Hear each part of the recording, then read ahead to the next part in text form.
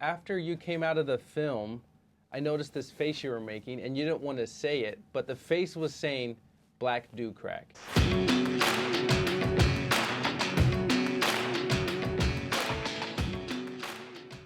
Hey everyone, and welcome to another episode of Dirtying the Frame. My name is Sarah, and that's Assad. Hello, how are you? I'm doing great. How are you? We are witnessing Denzel Washington get old. That's how I am. Are you feeling equalized? I'm feeling very equalized right now. I'm glad we're back, though. I feel like we've hit a groove in our last couple of pods. Thanks for everybody watching. Yeah, thank you guys for watching and supporting and commenting. Today we are talking about Equalizer 3, the Italian Job version. We just went and saw the Equalizer. We're fresh off of it. We're recording right now. We just got done. There's popcorn in my teeth still. Can you believe it? Hot takes right off the press. Hot takes and cold kernels. So we went and saw the Equalizer 3, which was my first Equalizer experience. Sarah has this thing where she likes to start backwards. I'm dyslexic. Okay. Always have been. So we went and saw this in IMAX, which was quite a treat. I kind of only chose that because of the time, but I was like, oh shit, this is IMAX. It's pretty fun. At Westfield Century City Mall. I'm going to hit you with the logline. Are you ready for this? The Century City that Ken and Barbie says that where they have it all figured out. They all have it all figured out in Century City. Logline. This story finds McCall in Italy, where he attempts to find a semblance of peace after settling in a welcoming community. However, it isn't long before the mafia starts to threaten his peace, leading McCall to flex his vigilante muscles once again. A lot of mafia movies. Maybe I've been sheltered, but I haven't ran into the mafia a lot. Have you ever ran into the mafia? Oh boy, have I. You are lucky you haven't, because the Italian mob, really, their main operation is actually in Vacaville, California, where I'm from. Oh. I think no one knows why they chose that city. I think you're getting confused with Olive Garden, but that's okay. Kind of racist. Not the same thing? What'd you think? First thoughts, Assad? Yeah, I saw 1 and didn't see 2, so I kind of knew what was going on. Okay. And I thought this was going to be I love the trope of like assassin protecting or saving little girl, you know? Mm-hmm. I thought that was going to be this, but it was a little different than I thought. For me, it's entertaining, but I'm always a third act guy, and that's one of the toughest parts to land in movies. I'm sorry, you're a third act guy? I guess so. I know, that sounded douchey as fuck. mean? I don't know, but that's the hardest part of a movie for me. I guess once you're in the world, which is pretty tough in the first act, but the third act, how a movie summarizes itself, is the most important part. And this one struggled for me. I think it's a decent action movie. It's probably not as good as the first Equalizer. From what I read, Equalizer 2 is better than the first, so maybe this is the worst of all of them, but still satisfied. And the best part is just seeing Denzel act, man.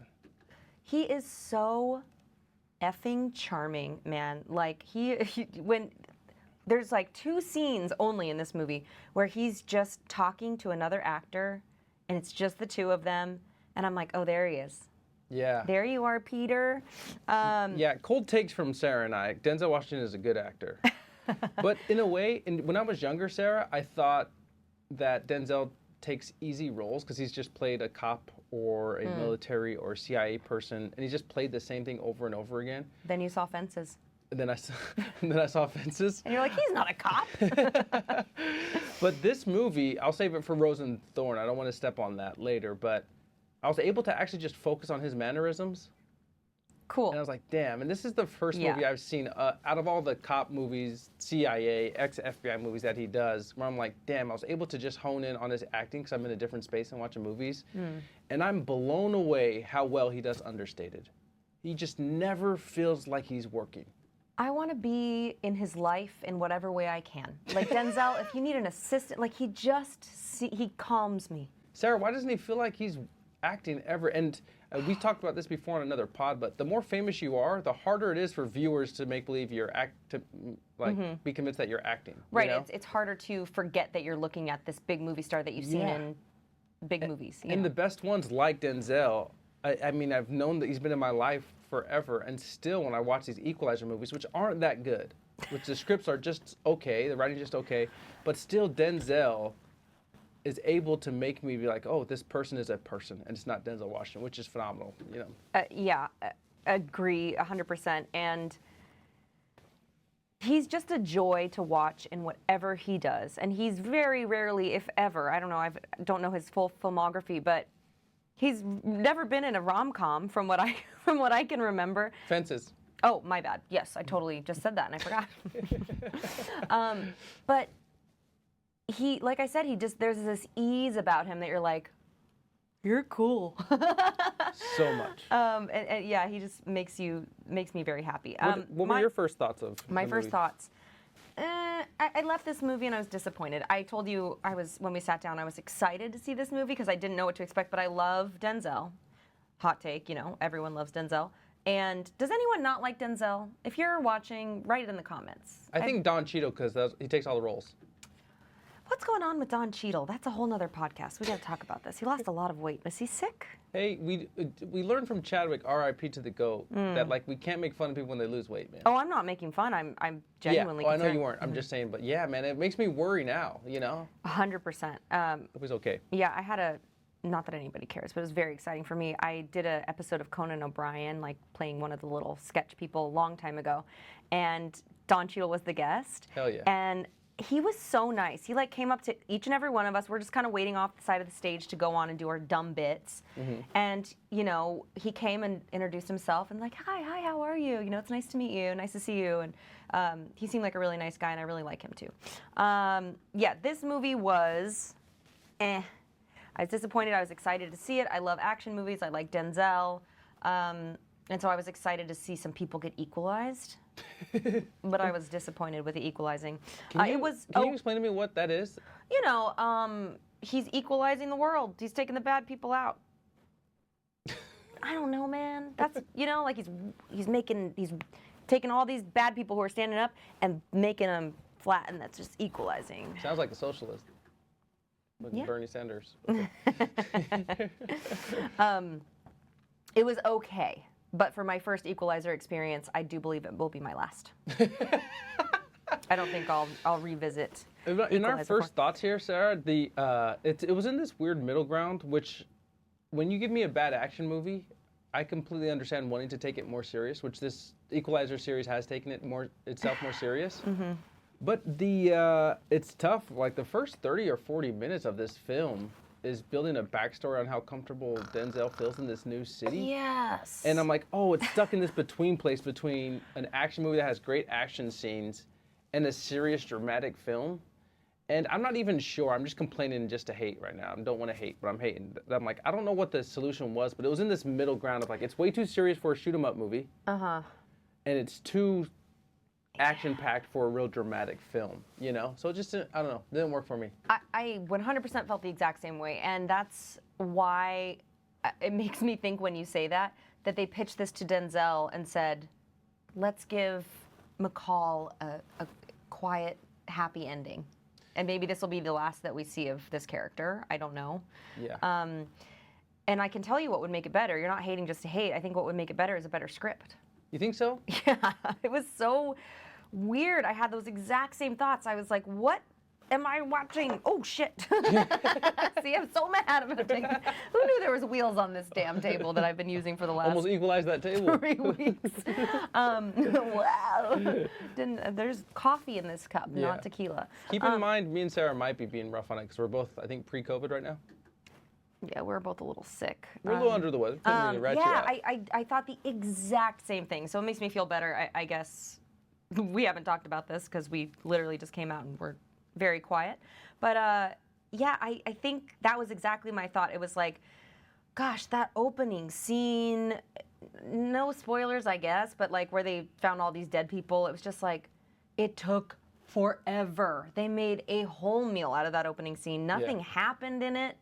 Yeah. It could have happened so much quicker. And then they spent all this time developing these stories of these townspeople that I don't really care about, and then the action scenes weren't very rewarding for me. So I didn't really feel like I got much out of this movie. It did reunite Dakota Fanning with Denzel Washington from their time in when she was what, I don't know, probably like 6 or 7 years old in Man on Fire. Man on Fire. So yeah, first thoughts was that it was just okay, and my question for you was going to be, how did this compare to the other Equalizer films? But I think you already answered that. Sounds like you heard that the second one was great and the first one was okay. Yeah. Didn't see the second one, which is strange for me. But you know me in action movies, I have a love-hate relationship with them. You didn't like the intro? I kind of dug the first 20 or 30 minutes. It just dragged its feet. Yeah, it was fine, but I just didn't think much of it. I was like, this is taking too long. Let's get to the meat. What's happening? The whole setup and the whole first act, as you would say, like, it was all just kind of trying to build this really not complicated, but overly complicated for what it needed to be plot. Yeah. You know. And you know what? And it is, at the end of the day, it's an action film. Maybe we're being overly critical. But was there any action? Yeah, it wasn't that much action in this. I thought there was going to be some like really big crescendos that didn't really happen in any of the acts of the film. But I'm still grateful. Like, I don't want to just hate on the film. I don't want our pod to turn into movies that we hate. But maybe we're just in a lull of like just average movies right now. There's no big movies coming out, but I do still appreciate very much watching Denzel act. Like, I think he's probably going to be the 3 to 5 most important actors in film history when it's all said and done. So any movie he's a part of, and the thing is, especially about this film, I actually wanted to share this in my opening thoughts about the film. You know, men, when they're talking to women, Sarah, they use sports references because they don't know how to compare anything else. Are you ready for a sports reference? I'm ready. In the NFL, 90% of getting to the Super Bowl is like having a good quarterback. It's that important of a position. Are you bored yet? No. You're bored. You're going to sleep. Okay. This movie it feels like an NFL team where I'm like, if Denzel wasn't in this movie, this would be one of the worst films. I mean, there would be nothing to it. 100%. And the only reason we're in that theater is for Denzel, and the only reason it has any like qualities that stay with you when you leave the theater is because of Denzel. Like, everything around is kind of ridiculous, not fleshed out, not executed well. Then Denzel gets to act, and you're like, I'm taking this movie serious now, you know? Yeah. And that opening scene worked for me quite a bit. I really thought it was cool. It opens up on him in a vineyard, surrounded by wine, and they did this low shot of him sitting down, and people have him taking him for hostage, and you can see the particles in the air. It's a really grainy film, which I thought was really cool. Well, no, that scene worked for me. Yeah. I'm talking about the lead up, the 20 minutes up to that before we even see Denzel. Oh, yeah. You know. Took a minute. It just took too long. I'm like, okay, we get it. We got it. And when you have a movie that's based on a star that's like on his shoulders, let's show him fast. Show him faster, show him more. But yes, I 100% agree. I think the parts that made me leave this film feeling good were, there was a scene between him and Dakota Fanning that she acted like she was acting with a cardboard cutout. I don't know where she was. That's like, she wasn't that bad, Sarah. You don't think she was that bad? No. Was she? Yeah. Okay. But and I don't think she was bad. I just think she was, maybe it's just difficult to act alongside Denzel. But I don't think that that's true. I think that when you're acting against a great actor, it doesn't make you look bad. I think it makes you look better. Oh, okay. You know, like, I thought it would expose you a little bit. No? I don't know. That's just my thought. You know, I could be wrong, and but I think like when you're in a scene with someone who's like really engaging with you, like he was, and he just lives in these moments, even in between the words, right? Where this is going to become a Denzel is a great actor podcast. Like, who knew? Thanks for the hot take. I'll check out some of his stuff. Never heard of him. He's the reason I remember the Titans. So yeah, there was a couple moments where he was just like walking around the streets. There was no dialogue. There was no interaction. He was just walking around these streets in the most beautiful place in the world, and you know, they're trying to just get a feel, show the audience a feel for the city, and he turns a corner, and you see his reaction before you see what he's reacting to, but he kind of gives this like warm smile for the first time in the film, and he's like looking down like, oh, you know, and then they cut to and they show that there's like these little school kids who are running to school, and things like that, where you just can tell. And when he sat down in the cafe, there was like an older woman sitting down at a nearby table, and he kind of like was looking around, sat down at his table. It's just real life. It's little things like that where, you know, he caught eyes with this older woman and he kind of smiled at her and sat down, whereas if that wasn't written in the script, a lot of other actors might not take that I don't know the word I'm looking for, but take that responsibility to be like, oh, this is what a person would do, Yeah, and I think that's where that's what makes him special. Yeah, it's the combination of just being naturally gifted. I think he's a hard worker, and then the experience on top of that of being the best actor, one of the best actors working. He has, I don't want to, so the movie hinges on the premise that Denzel gets shot and then gets brought to this remote village in Italy. That's kind of like the Amalfi Coast. It looks like it, right? It is, yes. That has this small village that is taking care of him, and they really accepted him, and him rehabbing, getting better. This doctor brings him back to health. He develops a real love for this small village in Italy. And then a mob or mafia, he realizes, has been taking money from all the shop owners of the city and pumping drugs to it, and that's who he has to fight. But that's probably a pretty basic premise, but to have Denzel Washington executing the act of falling in love with this city makes a lot of sense. Because one, already he's working against, everyone's shooting in Italy. Do you have this trend with your friends where like everyone's going to the same country in the same 3 or 4 months? Yes. I feel like everything's filming in Italy. Everyone's going to Greece. I'm going to Greece. Everything's filming in Italy. We've seen like 3 movies that have shot there. Yeah, I feel like I'm here everything's for it. I filming love in it so Italy. much. Everything's filmed in Italy, but so it's easy, and I think it's easy to fall in love with the city. But the other thing about filming there is like you kind of have to execute it well, But the movie hinges on that, and Denzel, I don't want to bring this up because I don't want to ruin it for anybody, but Denzel takes so much time and patience delivering his lines. He's got nowhere to fucking be. He's 103. And you wouldn't notice it. I just barely noticed it in his last like 2 or 3 films.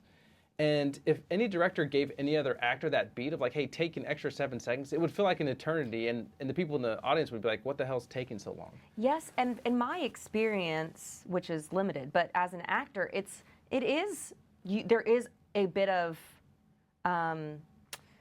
anxiety when you're doing an audition in a room or whatever. Yeah. And I think that if you can get rid of that and like really just live in your character's shoes and just really take in your surroundings and act like a normal person, that's where you win. And that's why you get these huge movie stars, is because they're not insecure. There's not an ounce of insecurity in these people. Yeah.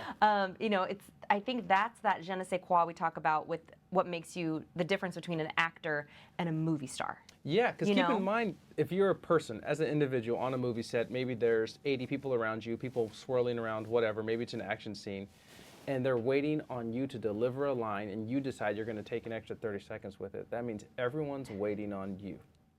But Denzel is just so cavalier about it that's why I was scared to mention it, because I don't want people noticing it now because it takes you out of it now. But he takes so much time with his lines, and it takes a lot of bravery as an actor to do that. I mean, now it's second nature to him because he's confident with how good he is, but that takes a lot of bravery to be patient, very patient with your lines. Yeah, and I think, like I don't know if you exactly said this, but it's like, yeah, maybe everyone could say, oh, well, of course, he's Denzel Washington, he could do whatever he wants. Yeah. But he's always had that quality, and that's what made him Denzel Washington. That kind of quiet confidence, I think. Yeah, and I've told you, Sarah, that we talk about this a lot. When people are like, hey, Heath Ledger did a great job playing the Joker. I'm like, yeah, I thought it was good. I thought it was really good, and he deserves awards for it. But to me, just my preference is always, I feel like it's more difficult to play a normal person. Mm-hmm. Like less is more. Yeah, because, I mean, it's tough playing a crazy person, but you can do anything and it's acceptable as a crazy person, right? You don't have to be justified. Mm-hmm. But an understated performance like the one he gave in this Equalizer series in the most recent movie, he's doing some understated stuff that's so hard to be normal, and Denzel just does it really, really well. I actually noticed it on that really bad film. Remember we watched The Little Things? It was an HBO film, I think, like maybe coming off of the pandemic, him and Freddie Mercury. And he was investigating a death, but there was this one scene. Was he playing a cop? Yeah, yeah. But really? What an interesting choice for him. There's this one scene that I'm going to butcher where he goes and visits maybe a mother of a dead child and that he hasn't seen in a while. And she said, it's been a while since I've seen you. And he goes, yeah, it has. It has. And he says it 4 times in a row.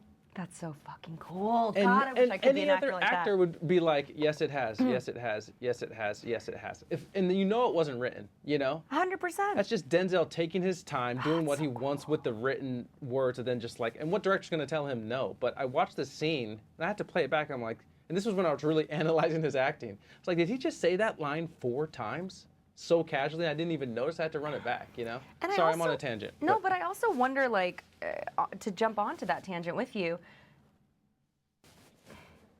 if it's written, yes, it has, right? Mm-hmm.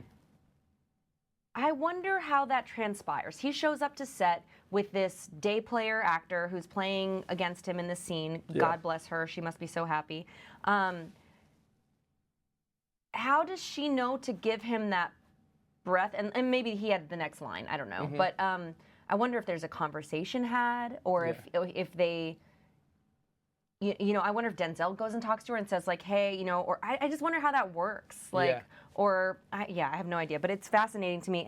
And when you just gave that retelling of it, I knew exactly that he had 4 different thoughts on each of those lines and in between each of those lines, right? Exactly. Like, yes, it has, like, you know, I meant to call, I meant to write, you know. You're right. I didn't know what to say, so I didn't say anything. I'm sorry. You know what I mean? Like, there's so many different intentions behind what we say as humans. You know, when someone says to you, like, your coworker, hey, Sarah, how's it going today? I'm like, great. You know, sometimes I'm like saying great, but what I mean is, shitty, man, I didn't get any sleep last night because, I don't know, my cat was up all night crying, which is not really anything that happens in my real life. No, I have I'm a just geriatric cat, for the listeners who don't know me. He's very old and senile. No, I just feel dumb because I used to take him for granted. So I'm like, every role he does is the same. Oh, And I thought you meant my cat. Yeah, I used to take him for granted too. But and now that I watch him, I'm like, damn, man, this guy is really a master of his craft. You know, I feel dumb for kind of not realizing it. But Should we change the name of this podcast to We Heart Denzel? yeah, seriously, we've never really like been huge fans of Denzel. We've always like really respected him, right? But yeah, I would say, I don't know, I don't think he works that much. Does he work a lot? Maybe he used to and he's just slowed down. Yeah, yeah, I think so. So I've always been a huge fan of his just because he's such a great actor. And I've always really enjoyed watching him work. It's not work at all, you know. Notable moment about Denzel, he finally did it. What did he do? He got old. He did. He finally got old on us. I know. A little. Yeah. After you came out of the film, I noticed this face you were making, and you didn't want to say it, but the face was saying, "Black do crack." Is that true? Am I right? I was kind of happy. It was like a smile because I was like, finally, one for us. One of them cracked, guys. Yeah. I'm 13 and I look 37. Yeah, I think we're in this phase of a lot of our action heroes and movie stars are getting a little older, you know? Yeah. Well, we did see an Expendables trailer as well, I believe. And someone's dating Megan Fox in that. I'm like, come on. Someone's dating Megan Fox in The Expendables? Yes, Oh, Jason come on. Statham. Oh, come on, Guys. Come on, guys. We gotta stop doing this. I know we do this, Hollywood, but come on. Okay, Denzel love letter paused. Over. What a worse pod to do. Just like a pod about how good Denzel is at acting. We're sorry, guys, but we just had to gush for a minute. Gush for a moment. He's just he just makes you feel. I feel like if I met him in real life, I'd be like, he really liked me. You know what I mean? Like he's just seems like such a genuine person. He probably would never. You know what I'm saying when I say that? Like, he's not gonna really like me, but I would leave thinking he did. Yeah. I would leave feeling so special. Yeah. And he seems like that kind of guy who like makes everyone he meets feel special. Yeah. Okay, Rose and Thorn. My Rose. Oh, I'm sorry, Sarah. I'm sorry. I'm so sorry. Right when we were about to move on. You want to tell me how much you like Denzel's teeth? Yeah. Speaking of the liberties he takes, there's 2 scenes. I think he goes in the very beginning. He goes to reach out for something. The guy like unextends his hand, and then he just like Denzel puts his hand over his mouth. I was like, oh, that's a choice. Like, an assassin wouldn't do that, but he does it. Uh-huh. And then when Denzel's healing from his gunshot wound, he's walking around with a cane. He sees a crime being committed or, like, scares somebody off and puts the cane around his back and hangs it there, like, to end the scene. And can you imagine giving that direction to 90% of actors, how bad that would look? Honestly, like, but Denzel has this real cool about him, and it's like, imagine get like, hey, Colin Firth, put that cane behind your back to end the scene, you know? Well, Colin Firth probably couldn't look cool if he tried. You know what I mean? I mean, I'm sorry for all you Mr. Darcy fans out there, but anyway, sorry. I just wanted to identify the parts that Sarah and I like, which is like we can tell when an actor takes their own liberties. They weren't instructed to do it. That's It what I wasn't in the was gonna say. script, and then we just respect that stuff. And you can tell once you watch as many movies as we do. well, that's what I was going to say. I doubt that the director told him to do that. He probably Exactly. just did it. Yeah. Yeah. Okay, I'm done. Sorry. Okay, so my rose was, other than Denzel, was the setting. I thought it took place on the Amalfi Coast, like you said, and Assad and I are lucky to have visited that place somewhat recently, and whew, they did such a good job of really capturing exactly how it felt when we were there. I mean, obviously they did because they filmed there, but there's these crazy stairs everywhere, and off of these stairs are people's homes, just like tucked into these, you know, like caves and caverns of these mountains. And Denzel's rehabbing from this gunshot wound. And at first, I really thought it was cool because at first, he is really taking the stairs really slow, and he's having a really hard time. And then as the movie progresses on, he's, you know, going a little bit faster, doing a little bit better, and then that's kind of the check-in on his progress as the movie goes. And I liked that part. That worked for me. I know it was heavy-handed, but I really liked that part. And there's this old lady he's passing on the stairs, and she's got a cane too. You know, they're both, she's much older than him, or at least she looks much older than him. And she's got a cane, and she tells him in Italian, like, go slow, go slow. And he's like, grazie, you know? And I thought that was cool. But that being said, that is exactly how we experienced the Amalfi Coast. It was like, how do all these little old men and ladies get up and down these damn stairs? Like, it's nuts. And they do, you know, that's just the life there. And it was really cool and it was really beautiful. I will say that his son, Denzel's son in real life, John David Washington, also shot a movie that took place in the Amalfi Coast, a little film called Tenet. I don't know if anyone's heard of it. And I think they did a better job of capturing it than they did in the Equalizer. So John David Washington won, Denzel 999,000. Oh, you don't think he has enough stuff to be jealous of his dad? Yeah, he's not in the shadow enough. I'm giving him one. I'm saying he got one, and he got one. Okay, His you're right, Amalfi yeah. Coast movie Yes, it was cooler than Denzel's, so he gets one. Yeah. For people that like, were you done, Sarah? I didn't want to interrupt Oh you. yeah, that was my rose, was the Amalfi Coast. I was just going to ask you what your rose was. Yeah, So. piggybacking off your Amalfi Coast, like, guys, let's be honest, actors and directors, sometimes they just pick a place they want to vacation and shoot a movie, you know? It's like a really doubly interested. It's like, oh yeah, man, it'd be cool to be in Italy. Let's make The Equalizer in Italy. Adam Sandler famous for this, right? Yeah. Like, let me go on a family vacation. Let's bring Jennifer Aniston and a couple cameras and film a movie. You Bring know? all my best friends and go shoot a movie and get paid to just like have a Hawaiian vacation. Exactly. My favorite part of the film, this is this is when you can tell things are overwritten, you know? There's 2 points in this film where Denzel does a specific thing that I like when it happens almost all of the time in movies. And it's writer bullshit. It's like no one would ever say that, but it's written so a writer could be like, I wrote that part. But it's always when, like, the person's hurting someone and they're telling them exactly what they're hurting and why they're hurting them. It's like that's the something muscle that this pain tolerance will make you throw up if it's a 4 out of a 10. Like, it's writer bullshit, but I still fall for it every single time. The same as like when Jason Bourne wakes up, he's like, I don't know my name, but I know I can run 7.2 miles in this weather before my heart goes into a cardiac. You know, it's like no one speaks like that, and that's a writer probably getting a little too carried away. But boy, do I love that. When you get into the specifics of why you're hurting someone and how. Does this make sense? Oh yeah. Okay. All right. I love that part too. Who do you think is a better assassin, Matt Damon or Denzel Washington? Hi, fans at home. Supporters. I shouldn't call them fans. Thanks for watching. Friends, family. Me and Sarah Mom. have this podcast because we like movies, but we think similarly A lot. Sarah, do you mind picking up that whiteboard to the left of you? Oh. Yes. It has a bracket style on it. Okay. Sorry guys, I didn't tell her about this in the beginning. What, do I need to grab a marker? No, just an eraser. Okay, I've got an eraser. Okay, can you maybe display it so maybe a camera can see? Oh, yeah. Other side, though.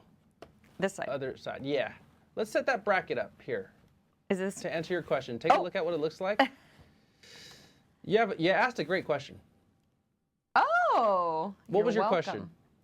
I said, who's the better assassin, Matt Damon or Denzel Washington? Because I think that friends of the pod know that I have an affinity for Matt Damon. Let's get to this right now. We're going to pause the pod. I set this up for Sarah.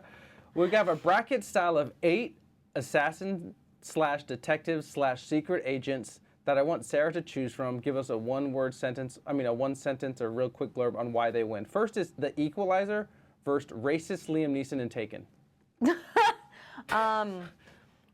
Always the Equalizer. Why? Because he's not racist. Okay. He saved all those whites. Okay, you have to fill out the bracket. Oh, okay. Wait. So, just an eraser. you did need a marker. Oh, I'm okay. sorry. We No, didn't go that's over okay. this, guys. Okay, so We're improving. we're improving. Okay, are you okay that I'm hijacking our pod right now? Yes. Okay, so Equalizer beats racist Liam Neeson. Now you're telling me to do a bracket, and I don't. Oh, yes, I do. Okay. You just write who won out of those two. Equalizer. Yeah, just put an EQ Okay. to remember. What's the next one? Jason Bourne or the Transporter. What's the Transporter? Jason Statham. He drives a car really well. You don't know the Transporter? I guess we know who won this round. Well, JB. I mean, anyone against Jason Bourne. Okay, cool. Now let's go to Ethan Hunt versus Die Hard's Bruce Willis.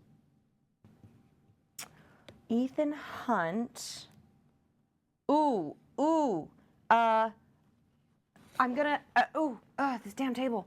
I'm gonna go Ethan Hunt. Why? Bing. Why? Because I think that he has more gadgets. Okay, cool. And like a team. And I think Bruce Willis was just kind of like, he was kind of like my dad. You know, he's like, I'll fuck some shit up if I can. And like, I'm a man's man, so I will, but I'm not that skilled. I like this like freestyling you're doing. Okay, last in the bracket is Dominic Toretto. This is fun. Thanks for doing John this. Wick. And I would like Hold to on, say, I'd prefer you thinking about this. If you were a captured girl, who would you want coming to save you? Dominic Toretto or John Wick? I am an independent, strong woman. I don't need a man to save me, first of all. Dominic Toretto or John, I mean, it's about family, right? It's not. John Wick's better with a gun. Speaking of family, shout out to Sarah's mom who watches our pod. What's wrong, Chris? We love you. Thanks for watching our pod. I think every time she does. Thanks, Mom. Thanks, Chris. We miss and love you. Okay, what's the second round? So now we have the Equalizer versus Jason Bourne. This is tough. I mean, I don't know that I can be unbiased in this. I don't know if you can see me or not. I can. Okay, I'm going to go Jason Bourne, obviously. Ageism. Racism. Jason Bourne is in the finals. Oh, hell yeah, he is. Against, obviously, Who's John Wick. John Wick beat who? Ethan Hunt. John Wick beat Ethan Hunt. Yeah. Ooh, okay, here we John go. Wick kind of beats everyone, right? Yeah, he I does. literally had this, I don't even know, maybe I asked you already. I was like, who wins in Jason Bourne against John Wick? Well, you're having to decide right now. People are going to kill you for this, by the way. Nobody ever comments, and I would love to see a comment about this. I need to hear people's thoughts, because I'm like, this is interesting to me. Maybe it's not, but. I wanted to add a couple other people, but my rule was they had to have more than one movie. But like Charlize Theron in Atomic Blonde, I would have loved. Sick. Salt, maybe? That was a Maybe some fun female movie. representation on there. But okay, we're stalling. Who's your Salt. winner? Salt. I don't know. Okay, I'm just going to go with my gut and say. Jason Bourne is the winner of If I Was Kidnapped and Someone Had to Save Me. Congratulations, Jeremy Renner. What? Okay, thank Matt you Damon, you're my one and only. Call me. Thank you for playing my impromptu game. That was There's something on the back of that we're going to visit later. Oh, don't look at that. Yeah. Okay, You can another put it away. surprise. Yeah. Okay. I'm sorry, but it was a good question that sidetracked us. I think we're still on Rose and Thorn. Rose and Thorn. I'm sorry. Go So ahead. your rose was the scene where he said, "That's your viscous vein," or whatever. Love it. I love that. And he was like, "I'm pushing it 2%, and that's going to be painful. And if I push it more, you're going to shit your pants. Exactly. And he's like, nobody wants that. And we're just like, the best part about that whole scene was that, you know, this is not a spoiler because there's no details, but there's a restaurant full of people in this tiny little town in Italy, all Italian locals, presumably. Minding their business. What'd you say? Minding their business. And this whole thing's going on. Denzel happens to be sitting at a table by himself, like eating his pasta, looking at this bad guy. You know, Yes. all of a sudden we reveal Denzel, and the bad guy goes over to me. He's like, "What's your problem, bro? Why are you looking at me?" And Denzel touches his viscous vein. Is that the name of it? The vein? I don't know. Viscous means like it's like a liquid consistency. okay. So All no, right. that's not Probably it. But not. it's something like Okay. that. It's this guy right here, I think. You know, the one you push when you have a headache, Yeah. right? Yeah, I feel it. So apparently, if you push it too hard, you'll shit yourself. Damn. You just gave all the secrets on how to become the Equalizer. I know. I'm gonna equalize you tonight when you're sleeping and Shit see what myself. happens. It sounds like. Is that what was your thorn?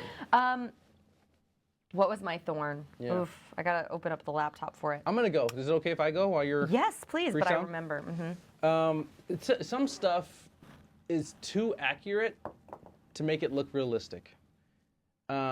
I know there's Italian mob people that probably dress in sweatsuits and huddle around a kitchen at the back of a restaurant Smoking eating cigs. pasta. But this movie definitely had it. 7 mob members, all in non-branded tracksuits, eating spaghetti. Not even a good pasta like. This is Italy. I think they were eating Chef Boyardee. Yeah. Just like, you know, and with a fork, which I was taught Italians don't eat pasta with a fork. They use their hands. Oh, I thought it was a spoon. That's what I meant. Okay, all right. Yeah, so, and maybe that's exactly how Italian mob people are in that city or around there, but some stuff can be so spot on that it's like it makes it look generic. And it's dimly lit in this kitchen, and they're like, how are we going to kill the Equalizer? Yeah, how are we going to kill the Equalizer? And that's a meatball. And I was like, oh, man, this is a little too, like, someone probably should have QC'd this and be like, maybe we can do something different here. That's my thorn. That Equalizer is a spicy meatball. Yeah, when you hear your family. Why were the pastas in letter shapes? Yeah. I think the movie really jumped the shark when they spelled out "kill me" in the letter shapes. Find and kill the Equalizer. Like, whoa, we got it. Real subtle there, guys. My thorn, that's a good thorn. It's a good thorn, right? My thorn was the gore. They really made a meal of the gore in this film. And it wasn't even, we didn't even get the satisfying fights that come before it, you know? It was just like all of these close-ups on like gushing blood and fingers that have been cut off and are rolling down the stairs and, you know, like someone's head, blah, and it's just like really close up on it, and they were really making a meal out of the gore. I know that's a personal preference. Maybe some people like it. It was really hard to watch for me. It didn't feel warranted or necessary. I prefer to see, like, it's like I like my meat in chicken nugget form. You know what I mean? Like, I don't want to see where it came from. I just want to see the fighting. I want to be satisfied, but I don't want to see the actual, like, gushing of blood. I don't need it. That part kind of surprised me. Not that I'm a prude about it. I've just never really been into it. And not that I'm like, and it's gross, yeah, but I can watch gross shit, Right. but it's never really done anything for me. And I think, like, post first Saw, America really got into this, like, gore porn, you know, in their movies. You know, that's why Snakes on a Plane got made and everything. And for me, I understand, like, because in that theater, it was, like, 40-year-old out-of-shape men, and that's it, you know? Yeah. And so one really old lady who came to see it by herself, and I was like, okay, is that Denzel's mom? Like, who is Yeah. she? Why is she here? And maybe His that's auntie? what they wanted to see, but I don't even think they want to see that anymore, really. The gore is kind of, like, corny to me at this point. I'm like, you don't even need that, you know? It's a good point that you bring up, like, and I think you're just kind of like putting words to what I'm trying to say, which is like, it wasn't necessary. Like, what was the point of it? It didn't make me feel excited or any kind of way. Didn't make me feel like, oh, this man's really dangerous, because they never showed him fighting, really. Yeah. You know, which you could attribute to maybe he's older and he just is like, maybe he does his own. So I don't know, and just didn't want to do it. I don't know, but I have gore rules. What are your gore rules? I know. Al's only? Yeah. No, it's vanilla syrup. It's vanilla extract. You have to use it so sparingly, and when you do, it could be used very well. If you do it sparingly, and Yes. not just because you want to see someone's... Denzel Washington in this movie shot someone in the face and put the gun through their eyeball to shoot someone behind them. Guys, and like, I can't. Come on, guys. You know, it's not really creative. If you do it in a creative way, like if this movie, when you go see it, if you just do it on the part where they're trying to take a bullet out of Denzel Washington's back and you really get in there, it's gory, but it's not like a gory kill. You're like, oh, he's really hurt, and your back kind of stings watching it. That's effective use for gore for me. Does this make sense? Yes, that makes a lot of sense. I just have one follow-up question. Yes. Vanilla? Do you bake a lot with vanilla? You know a lot about vanilla? I put it in my coffee, smart ass. Vanilla extract? I don't know. It's like You're a using pump. it wrong. Am I really? You don't put vanilla extract in your coffee. I don't know. I look like a Starbucks nigga to you. I don't know how to make coffee. It just tastes good. You don't even know what vanilla extract is. Do I not? Do you know what it looks like? It's in a pump. Wrong. That's vanilla syrup. Okay, vanilla, like you're talking like, yeah, okay, got Either way, vanilla you have to use sparingly, right? it. No. Oh, maybe I'm thinking about dating white women. That pan to your face is amazing. Yeah, maybe you are. I'm sorry. Yes, I'm with you on the gore, man. It's not. It's a cheap trick, you know. For a Denzel Washington movie, it's like those are not the people you want to try to get it with. It's a Denzel movie, you know. This was my question. I was very confused about what this movie was trying to accomplish. I think of Denzel Washington, as you said before, in the highest regard as an actor. So I'm like, okay, this is one of the best actors of our time doing a fun, cheesy action film. So I'm not expecting Fences. I'm not expecting him to come out and give me a monologue that's going to make me cry. But I don't know. I'm expecting the movie to be worthy of him, you know? And I like action movies, so I'm like, this is going to be sick. And it just was weird. And like like you said, they tried to make the story, it was unnecessarily convoluted. It wasn't even complicated. It was just like, I don't know, the bad guys were super corny, and all of this stuff, like the love letter to the village that they were trying to get us to get, it was like, yeah, we got it 20 minutes ago, guys. What else, you know? I will also say my second Thorn, if I may, Dakota Fanning, I just thought they could have done better. She was a 0 for me. She wasn't bad, but her whole character was maybe underwritten as well. You know, she was just like there. Yeah, I don't know if she had a lot to do with that character, really. Yeah, I don't even know if she was capable of doing more, but, you know. And 100% could have just lifted that whole part out of the movie, and it would have been just 20 minutes shorter and none the different, right? Yeah, definitely. The frustrating part for me is that for a split second when she's talking to Denzel Washington in this movie, you're like, oh, is there, like, charm between these two? Yeah, it's all. And then when it goes away, you realize it was like, oh, Denzel's just charming, so charming that he did it for both of them. It was one-sided charm. Yeah. And that's what I was missing, because I was like, oh man, like what a treat to get to have a scene where you're volleying back a tennis ball, you know, with Denzel Washington, and you're supposed to be, he's charming the pants off of you, and she's just sitting there being like, yeah, anyways, and then the Sony camera is looking at me, and I did this and I did that, and then I went to the hospital. You know, it's just like, you know, it wasn't, she's not bad, but she was given this opportunity where I'm like, ah, man, like it could have been more exciting. And you made a great point. You said this is Jodie Foster 30 years ago. Yeah, you know? The detective that's a hardened detective, female, you know, like, yeah, you don't mess with her, but she's like, has a soft spot for whoever she's chasing, you know, like Jodie Foster would have nailed that 30 years ago. Well, remember they did Inside Man together, and they did very well, you know, like Jodie Foster really did, and she's not one of my favorite actors. I haven't seen her in much, but you know, she really did hold her own, and she took her time, and she wasn't just like saying her line, you know. So I think, someone else, it could have spiced up the movie.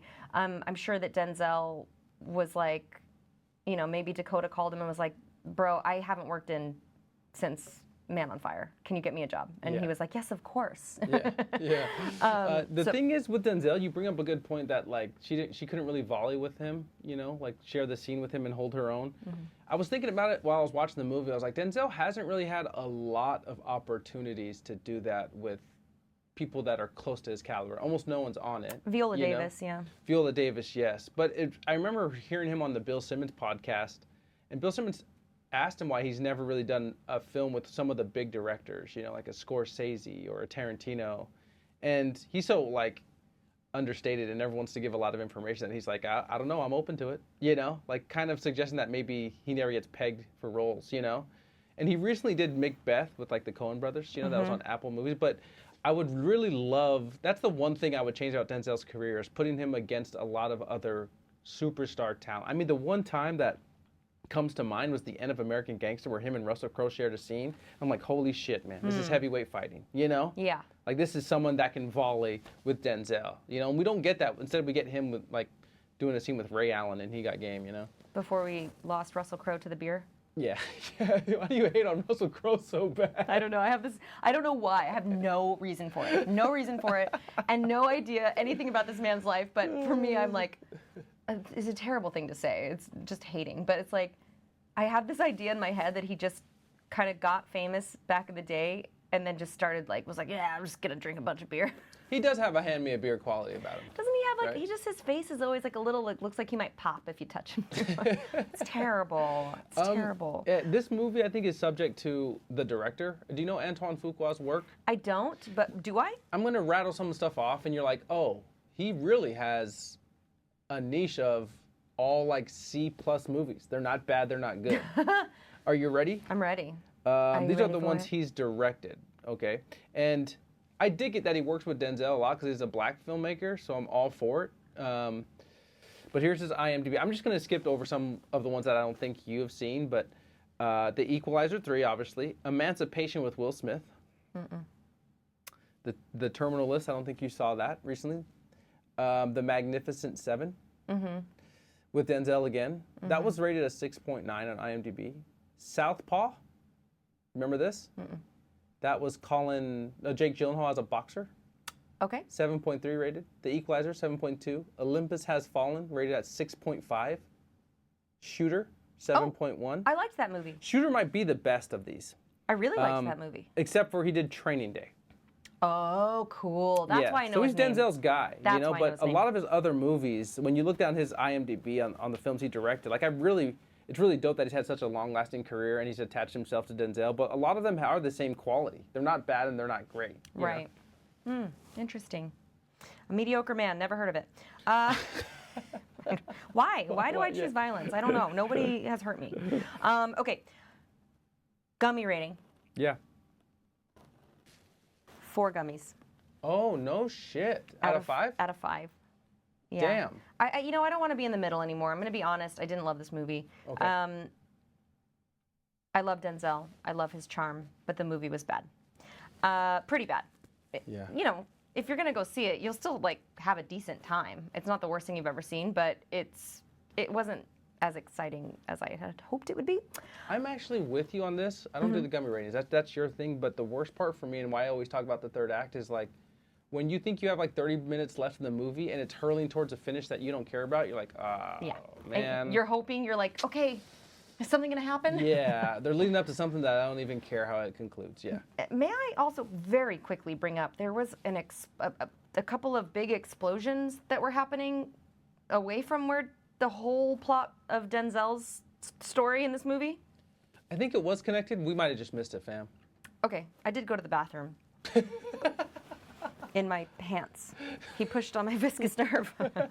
Okay, trailer trash, baby. Oh, yeah. We got some new trailers before we walked in. Yes. I said to Assad, I'm like, listen, I don't know if trailer trash is going to work anymore because I see the same trailers all the time. And we got new trailers. Thank God. Exciting day. I saw a trailer for a movie I have not seen or heard about called The Book of Clarence. Lakeith Stanfield and a bunch of other incredible actors. I have no idea what this movie's about. And if I'm going to be honest, it looked really terrible. Oh, I thought you were going to say you liked it. Okay. No, it was my least excited to see. I will say, hopefully, probably, we'll get another trailer, or when I see it, or when I understand what it's about, it'll be better. But I was like, what? Is he Jesus? I'm so confused. And also, it didn't look good or funny or I don't know. I don't like everybody wearing beige, all in robes. It was not doing it for me. But speaking of beige, the coloring of the Equalizer 3 was weird. I know people want to color Italy a specific color, but it was like a flat. It's almost how like people film Mexico. That was random. And so was this trailer. Yeah, it was just like this like weird sepia tone underneath it. Dang, that's a really good point. I didn't pinpoint that until you said it, but yes, usually Amalfi is pictured to be bright. Really bright, like that you see those, you know, like bright, you're right by the water, man. Bright houses, and then the blue being really, really blue, which it is in real life. Yeah. Because I've been.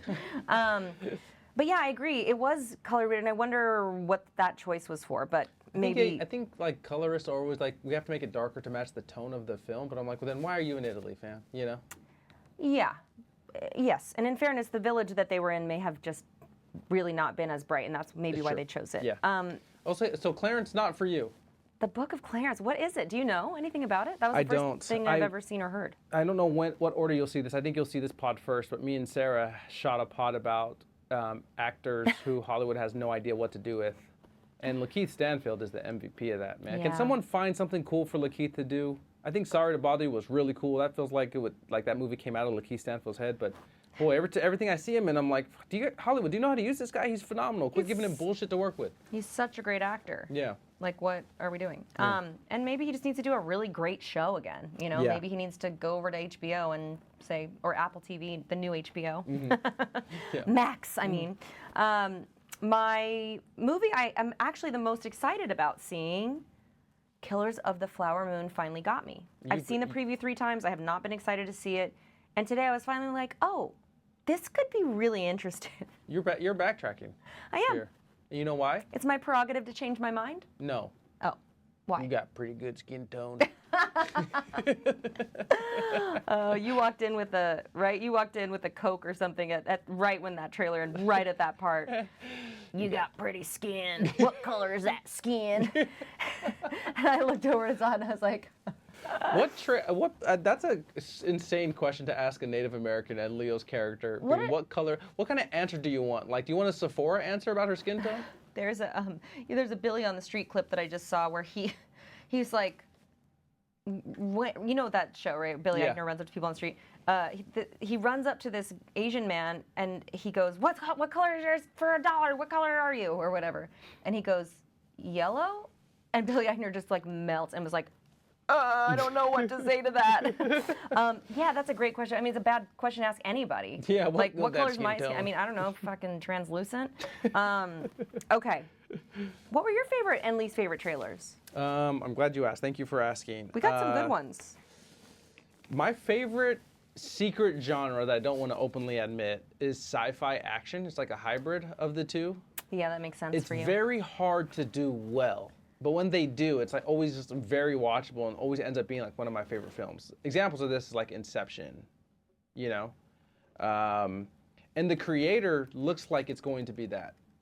So as if getting out of Denzel's shadow isn't enough, they're showing David Washington's movie trailers before his dad's film. But the creator looks dope. Nepotism at its finest. Yeah, and like we mentioned before, we love a movie where big, strong assassin protects little girl.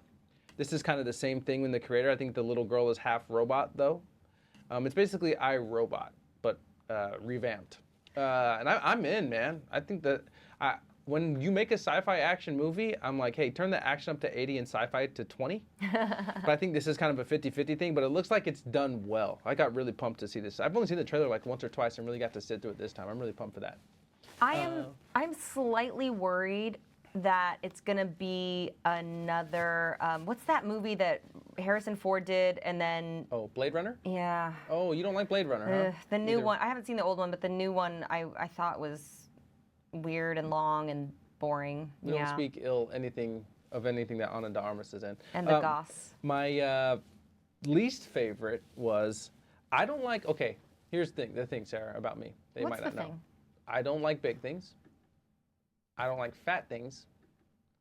I'm only lukewarm on Greek things. And I don't like a wedding. Another revamp of my big, fat Greek wedding is coming. Woo! Oh, you're happy about this? Yeah. And it almost won my favorite. This was my least favorite trailer, and that was that was in competition with The Nun, and you know how I hate any possession movie. Even My Big Fat Greek Wedding beat this. And randomly, remember when The Nun was like part of the Conjuring universe? Like, there's a universe for the Conjuring? Does there need to be a universe for the Conjuring? Yeah. In fairness, I will say I'm actually least excited to see The Nun. I'm more interested in seeing The Book of Clarence, but I've already done that one, so I was like, let's talk about something different and new. No, thank you. Chill out on the possession movies, man. Chill out. Hey, people out there who Who's are like, possessed? yeah, people out there who are waiting for these movies. Who are you? It's okay, Sarah. Will you look at the camera and like let them know they're loved? You're loved. Thank you. Okay, those were my trailers. All right. Well, that's wrapping us up for the Equalizer 3. So thank you for listening to the pod. Thank you for listening to our I Heart Denzel pod. And tune back in again. We've got some really exciting movies we're going to be talking about very soon, along with some other fun pods we've got planned for you. So thanks for watching, as always, and we'll see you next time. Bonus footage, really quick, Sarah. Will you pick up the whiteboard? This is bonus footage. Really quick, and the eraser.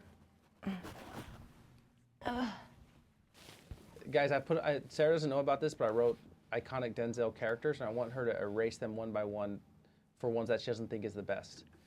Keep in mind, Sarah's probably never really sat with Malcolm X or like Glory or Crimson Tide, so I tried to cater it or curate it to her. What's the first one to go, Sarah, that you don't think is good? I've never seen Remember the Titans. Sorry, Coach Boone. You've never seen Remember the Titans? Oh, that's like a Disney Denzel movie. I thought that'd be right up your alley. So he's out of here, okay? Out of here. What does this one say? He Got Game. Never seen it. Bye, Jake. Breaking my heart right now. You haven't seen He Got Game. All right. I gotta be true to myself, you know? These are tough now. Okay, Whip from Flight, nah. You don't like a pilot that's doped up? I do. On my flights, on my commercial flights. But just because it makes it more interesting. But yeah, it's not my fave of these. But these are some really good ones, man. I loved Man on Fire, but I guess that's gonna have to go next. So we got top three. We've got Detective Fraser from Inside Man. We've got Alonzo from Training Day and John Q's dad. Oh my gosh, I remember seeing that scene where he walks into that fucking emergency room. And I'm like, so good. Help this man. But I do have a very soft spot in my heart for one of these films. And it's Inside Man. Blasphemy. I know. I just like Blasphemy. that film so much. I know that's not his best character. I love that fucking film. I don't know why. That's like my shit. Hey, give me a film that takes place in one day all the time. I love that shit. It's like, I don't know. It's just like that. I like those. It's like Bone Collector or, you know, those kind of, you got to figure it out movies. And it's so cool. And I loved every second of that. I'm dropping a lot of F-bombs tonight, which I guess is normal. You're good. Thank you for doing my rating. You can get out of here if you want to. That was fun. I already signed off, so now I feel dumb, but I'll just say bye.